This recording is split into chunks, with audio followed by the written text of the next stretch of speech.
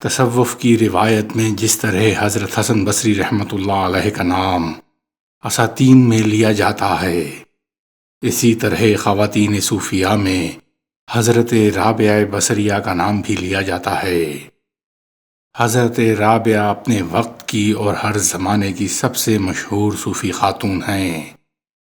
السلمہ نے اپنی کتاب میں لکھا ہے کہ ان کے عہد کے بہت سے علماء اور صلحاء ان سے استفادہ کیا کرتے تھے۔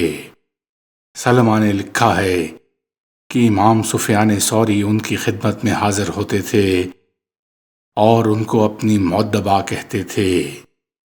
سلمہ نے یہ بھی لکھا ہے کہ رابعہ کی علوم و حکمت کو سفیان ثوری اور شعبہ نے روایت کیا ہے۔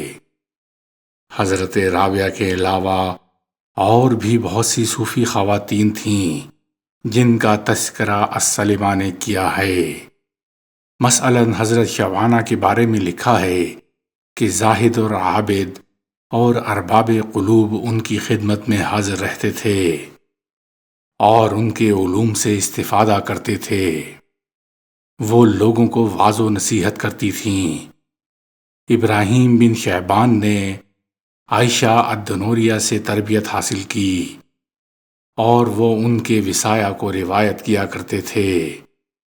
اس طرح بہت سی صوفی خواتین کے بارے میں لکھا ہے کہ وہ مرد صوفیہ سے اخذ و استفادہ کرتی تھیں، جیسے بحریہ شفیق بلخی رحمۃ اللہ علیہ کی مرید تھیں۔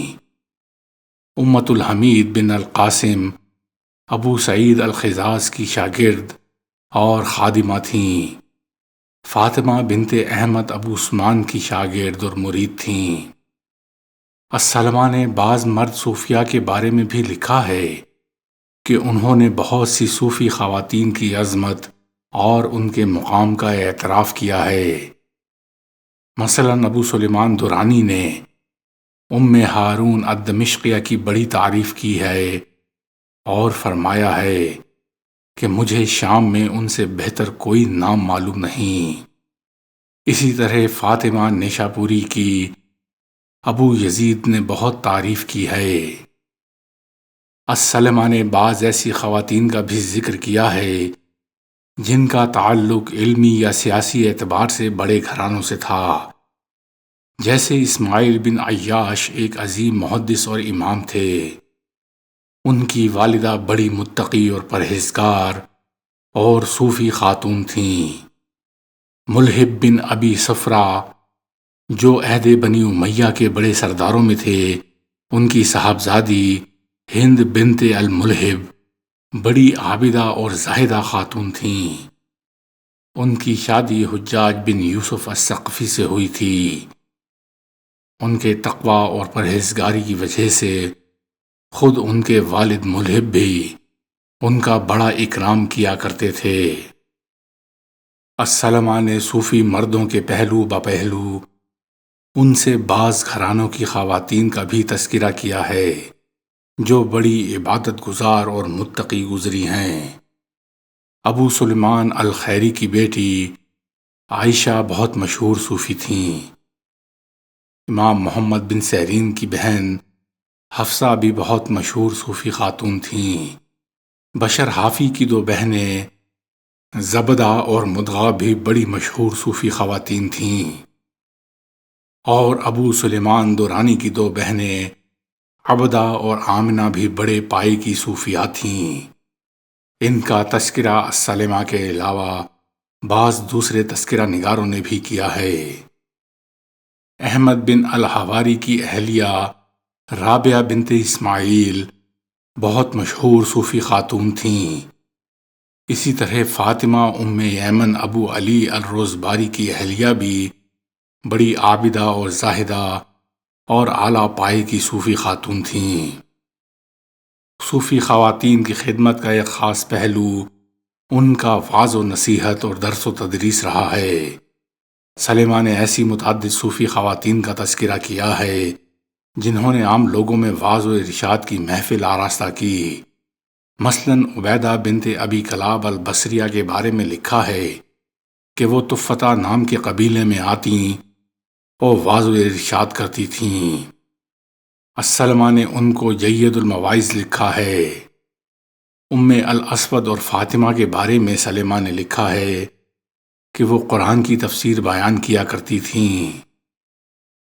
سلمہ نے مختلف مذہبی اور عام انسانی زندگی کے مسائل پر بھی خواتین کی آراء نقل کی ہے، جس سے اندازہ ہوتا ہے کہ اس وقت خواتین کا مذہبی شعور کتنا بیدار اور مختلف مسائل پر وہ کتنی بصیرت کے ساتھ اظہار خیال کیا کرتی تھیں۔ مثلاً فاطمہ ام ایمن کے بارے میں لکھا ہے کہ انہوں نے زاہدوں پر تنقید کرتے ہوئے فرمایا کہ ان کا زہد بھی راہ فرار ہے، وہ دنیا کمانے کی مشقت سے بچنا چاہتے ہیں، اس لیے زہد کی راہ اختیار کرتے ہیں۔ غالباً زہد کے اس پہلو کی طرف کسی مرد صوفی نے کبھی توجہ نہیں کی۔